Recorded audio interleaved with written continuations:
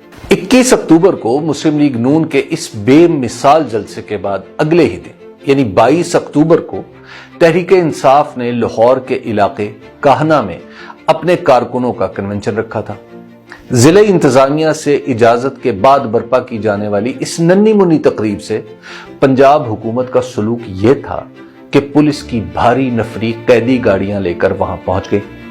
सूबाई हुकूमत ने चूंकि मोहतरमा मरियम नवाज की ख्वाहिश के मुताबिक पलड़े बराबर करने हैं, इसलिए मुस्लिम लीग नून के इस भारी भरकम जलसे के मुकाबले में तहरीके इंसाफ के डरे, उलझे, हौसला छोड़े हुए कारकुनों का यह छोटा सा इकट्ठ भी इसे गवारा नहीं। 70-80 लोगों को गिरफ्तार किया गया।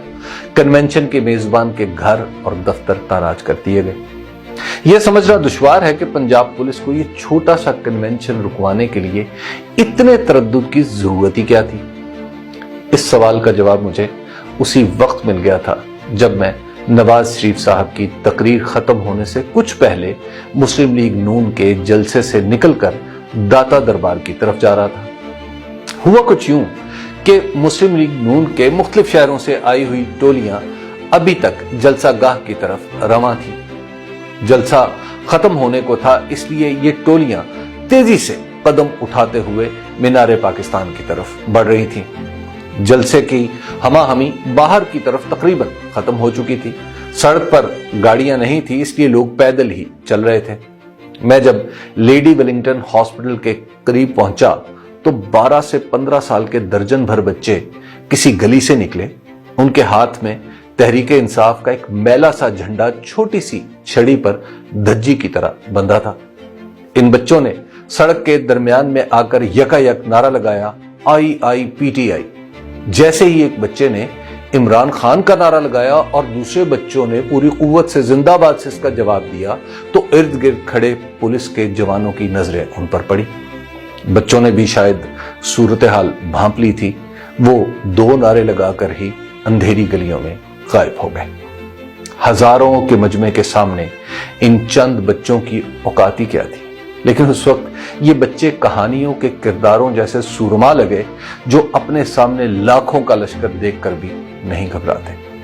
मैं चंद लम्हे वहीं खड़ा उन्हें देखता रहा। उनमें से जो सबसे बड़ा था उसका लिबास एक पुराना घिसा हुआ पाजामा और फटी हुई बुनियाद थी। उससे छोटा एक हाथ से अपनी निक्कर संभाले हुए दूसरे हाथ में झंडा लिए खड़ा था। तीसरा ऐसी शलवार कमीज में था जो उसे कुछ छोटी थी और इतनी मैली कि इसके असल रंग का अंदाजा करना भी मुश्किल था। इन बच्चों को यह बताना भी मुश्किल था कि अच्छे सियासी कारकुन कभी मुखालिफ जमात के हुजूम में अपनी जमात का झंडा लहराते हैं, न कोई नारा लगाते हैं। मगर इन बच्चों को भी इल्म था कि इस वक्त जेरे अताब कौन है और हुकूमत के लिए पाबा रकाब कौन बैठा है। इसलिए ये बेचारे हर किस्म की मसलिहत को समझने से आरी उम्र में अपने तई आवाज बुलंद करने सड़क पर आ गए थे। मुझे इन बच्चों को देखकर ही मालूम हो गया था कि काहना में जिस कन्वेंशन की इजाजत तहरीके इंसाफ को मिली है वो अब नहीं होगा, क्योंकि पंजाब की निगरान हुकूमत की कारकर्दगी का वाहिद पैमाना यह है कि इसने तहरीके इंसाफ के कितने कारकुनों की मुश्कें कसी हैं और कितनों को खामोश हो जाने पर मजबूर कर रखा है। इन बच्चों ने यकायक सड़क पर आकर हुकूमती कारकर्दगी के पैमाने पर स्याही फेर दी थी।